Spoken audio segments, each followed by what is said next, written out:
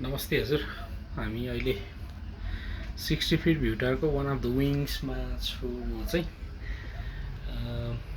यहाँबाट यस्तो भ्यू हेर्दाखेरि यो उता देखिने भ्यू भयो। यो ग्लासबाट, यो ग्लास भर्खरै हामीले इन्स्टलेसन गरेर सकाइसकेका छौँ। यहाँबाट देखिने जङ्गलको भ्यू, साथै यो भाइरल रोड, अनि यता चुनिखेल एरिया हुँदै यहाँबाट धरहरासम्म पारीसम्म देखिन्छ। उता पानी भइरहेछ।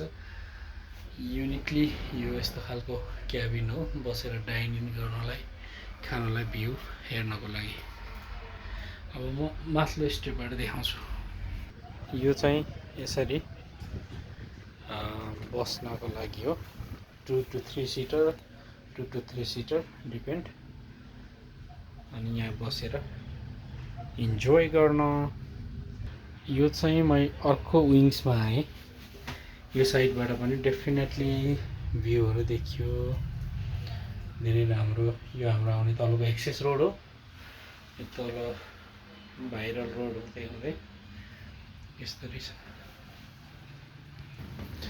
अब यसरी स्टेयरबाट माथि गएपछि हामी टप लेभलमा, जुनलाई हामीले सगरमाथा नामाङ्करण गरेका छौँ, त्यहाँ पुगिन्छ।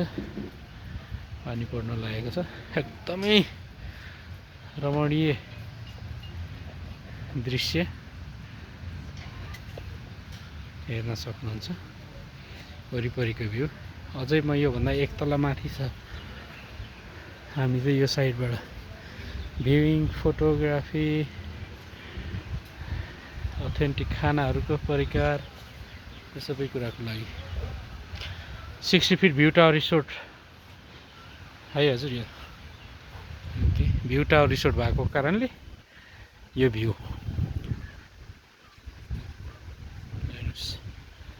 सरर लाएर सनसेटको मनमोहक दृश्य, कपन गुम्बा, फुलारी गुम्बाहरू, जगडोलको साइड, सपाटार, माथि बुढानीलकण्ठ साइडदेखि पर टोखासम्म, यता हुँदै अल सिटी भ्यू।